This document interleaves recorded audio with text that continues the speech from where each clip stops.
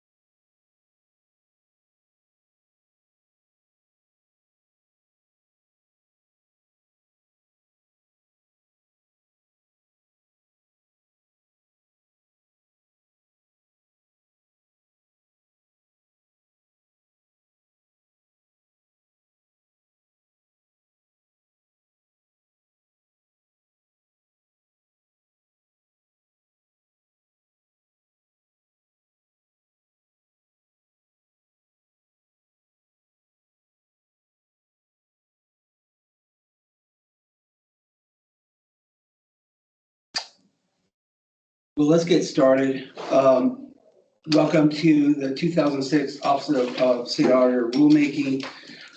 This is the 2006 OSA rule change. It is currently St. Patty's Day, March 17th, 9:09 in the a.m. We had a little bit of technical problems. There is an issue with the sign-in to the virtual hearing. If you can hear this, you can go to our website, which will have the updated version of it. But we may need to, just so fair notice to everybody, we may need to have another hearing, rule hearing because of the technical situation in the future. So just FYI. My name is Andrew Vallejos. I'm the General Counsel for the Office of State Auditor. I want to welcome members of the public to here, and I want to introduce some staff to you as well. We have, who just walked in, Deputy State Auditor Donna Trujillo, Lucia Santi, sorry. Audit Manager David Smith, David Pena, our External Affairs and Policy Advisor, Bernadette Martinez, who works under legal, and I will get everybody here, but welcome everybody. There is a sign-in sheet at the beginning for members of the public, which will be admitted as an exhibit later on, so thank you for signing that for members of the public.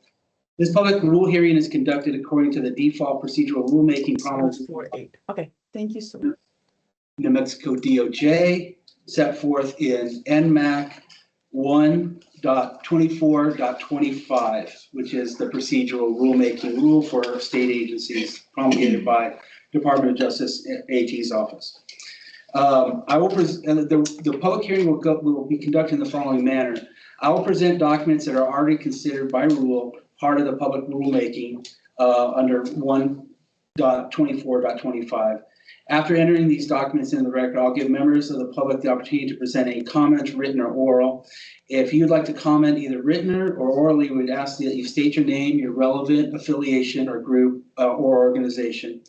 The written comments will be addressed first. We will read them into the record if they're short, or summarize them depending on the length of the comment. Each written comment will be marked as an exhibit and entered into the record. This hearing will not follow the formal rules of evidence as a rulemaking, but in the interest of efficiency, I will reserve as hearing officer the right to limit or exclude comments that are redundant, repetitious, irrelevant to the rule changes. We reserve the right to ask any clarifying questions or proposed comments in the especially for the interest of understanding the request for language changes or the subtleties of the rulemaking process. This hearing, according to the rule, is open to the public, but isn't subject to the Open Meetings Act because we're not a board or commission. So at this time, I will open the hearing. It's 9:12, and I will enter the following documents into the record. Exhibit 1 is the notice of proposed rulemaking sent to state records. Number 2, this is done as a repeal and replace. And so as such, at the advice of state records. So normally there's 2 different ways to do it, a repeal and replace or an amendment process. So this was recommended to be a repeal and replace by state records. So we have 2 different versions, and if anyone needs copies, let us know. But in that we submitted at state records and on our website. One is an integrated version of the completed rule without strike-throughs or underlines.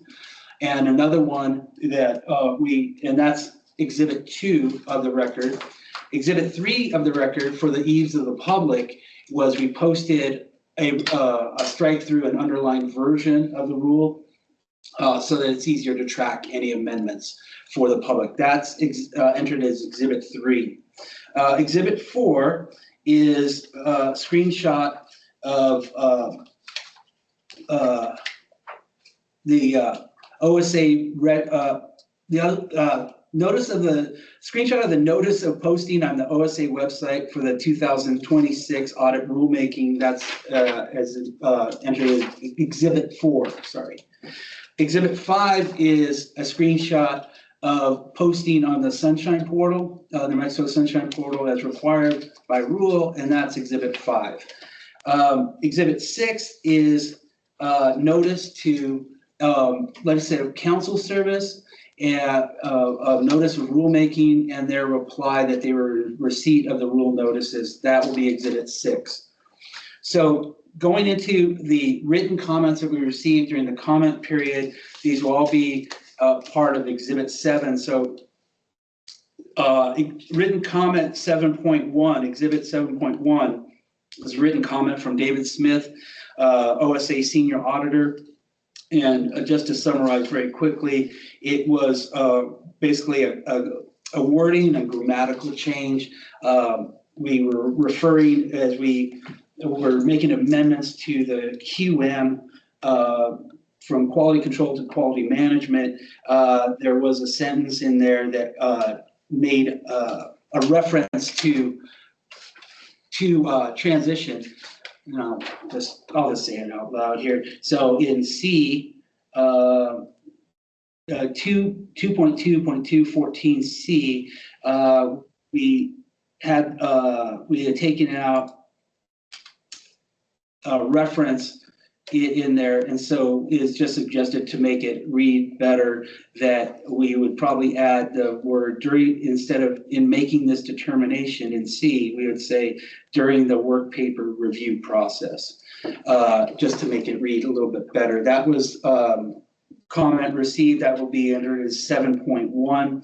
7.2 is written correspondence from Department of Finance and Administration, from General Counsel George Hippolyte, and it's on our website. And I'll just summarize briefly, and if they would like to comment later on the oral part to flesh it out, that's fine as well.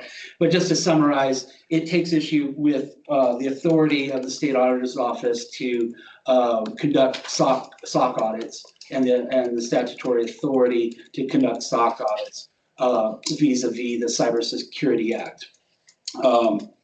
That's Exhibit 7.2, and that's also posted on our website. 7.3 is correspondence from Office Department of Information Technology, DO-IT, from the General Counsel, Jason Clack. And just to summarize, it basically makes the same arguments about SOC 2, SOC 3 audits and the State Auditor's authority to do rulemakings on SOC 2, SOC 3 audits, and the authority to provide guidance on what is required from a SOC 2, SOC 3 audit. That's Exhibit 7.3. Exhibit 7.4 is written correspondence from Clifton Larson Allen, LLP, CLA. And just to summarize, it's also posted on the website. Just to summarize, one part of this rulemaking is there's recent guidance on GASB 103 that on how to, I'm not going to say this correctly, but I'll try, how to present the budgetary statements? There you go. Yes. On the presentation of budgetary comparison schedules, and under GASB 103, there's recommended to do it a certain way. The State Office of the Auditor is, in this rulemaking, is deviating from that standard, and we can get into that. But the comments from CLA that are posted on the website take issue with that and with the change in the deviation from GASB 103, and recommend that we align our rulemaking with GASB 103. The Exhibit 7.5 is written correspondence from CRI, Carr, Riggs, and Ingram, dated March 16th of this year. And it similarly takes issue with the deviation from GASB 103, and recommends that we align the rule with GASB 103. Exhibit 7.6 was correspondence we received from Department of Finance and Administration, from Acting Comptroller Mark Melhoff, and it essentially, just to summarize as well, takes issue with the deviation from GASB 103 on how to present budgetary comparison information, and how it's presented as RSI rather than supplementary information, SI. And that is on the website, posted on the website as well. That's 7.6. Someone, can you get the sign-in sheet real quick? Exhibit 8 is a sign-in sheet from today's rulemaking. And it will be entered into the record as Exhibit 8. All the exhibits are entered into the record, even though during the default rulemaking, they're not actually exhibits, but they're part of the record nevertheless. So now we're going to enter the public comment portion of the rulemaking.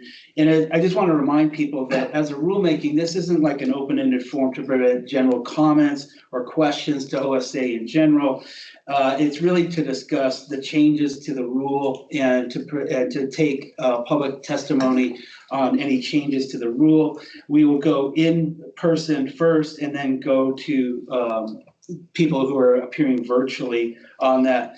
I would note that I'm happy to announce that Deputy Auditor Trujillo will be conducting several audit trainings this year to go through the rule and to accept any comments about any part of the rule or any part of the rulemaking process or even the contracting process going forward. And so that will be an opportunity to have a much more deeper, robust colloquy about back and forth on the rule, any potential rule changes or any interpretations you might have, and we'll provide the industry and the public a chance to ask general and specific questions of OSA staff. I'll just note that the dates are pretty locked in at this point. The first training will be in Santa Fe, April 2nd, 2026. You'll be able to find this on our website probably as soon as tomorrow. There'll also be a training at the Society of Public Accountants in Albuquerque, April 22nd, 2026. I believe they'll have CPE credits for both those trainings. There'll also be a training on audit rule training in Las Cruces, May 12th, 2026. And that agenda is being fleshed out as we speak. So check our website for any updates on that. So that being said, we got the preliminaries all taken care of. Is there anybody in person that would like to make any oral public comment at this point?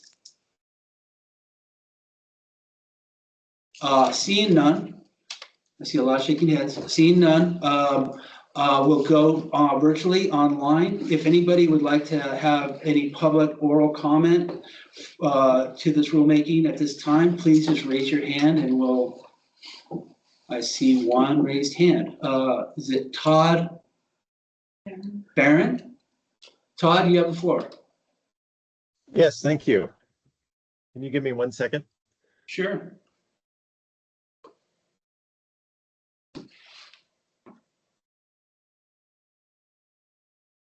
Yeah, sorry. I'm the general counsel for the Office of Cybersecurity, and we joined the comments that were presented in Exhibit 7.2 and 7.3. And we just wanted to reemphasize that the Cybersecurity Act, pursuant to 927 A3B, provides that the Office of Cybersecurity shall oversee in a fiscally responsible manner cybersecurity and information-related security functions for agencies. And that's a pretty clear direction that all of the cybersecurity functions for at least state executive government, falls within the purview of the Cybersecurity Office. And the SOC 2 and the SOC 3 standards are well known as cybersecurity standards. They're similar to other NIST standards that govern cybersecurity. And so we agree with the comments that have already been submitted that this is ultra vires. It's beyond the scope of what the Audit Act allows the auditor to audit. And then we also agree that the Cybersecurity Act would, assuming these were otherwise not cybersecurity, standards within their purview, the Cybersecurity Act trumps anything in the Audit Act that would,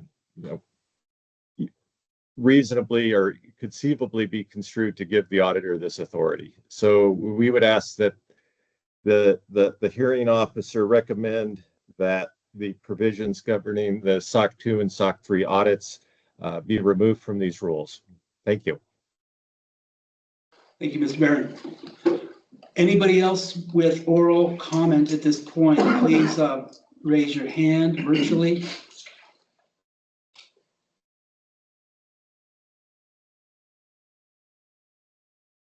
Just give it a little more time.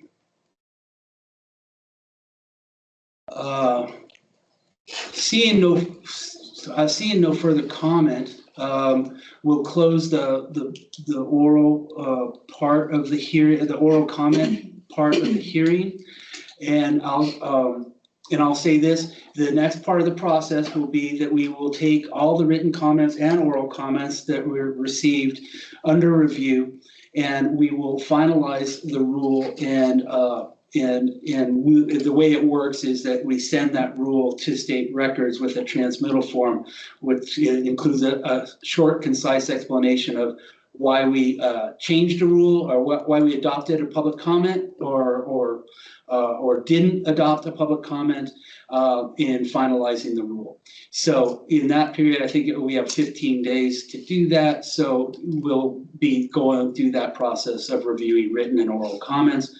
I thank everybody for participating. It looks like everybody was able to get online. I see a good turnout. So I think the link did work. I'm sorry for any interruption that we had or any confusion with the link. So we may not have to do another rulemaking, but we'll see from written comment if somebody wasn't able to get in. We may extend the comment period and consult with records about what the best way to go forward on those technical mishaps. I see that there was, how many people, Nick? 18 people? Yes. 19 Well, people? technically 17 because one is my account. Okay, 17 people were online. I won't go through all the names.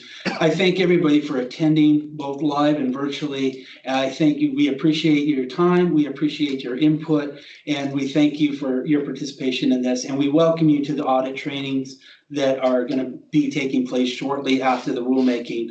We really hope for a very robust turnout. It's been a while since we've had audit rule training, so we're very looking forward to it from our agency. So thank you all. Thank you all for attending. And that would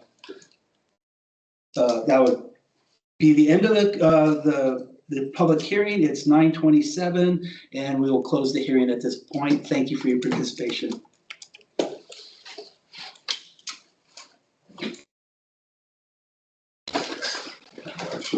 I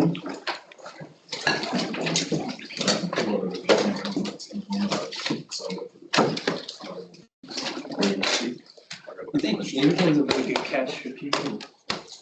You did devote me to a senior auditor. Yeah, he did. Oh, God. Dang it. Not really. You want, yeah, see you, George. See you.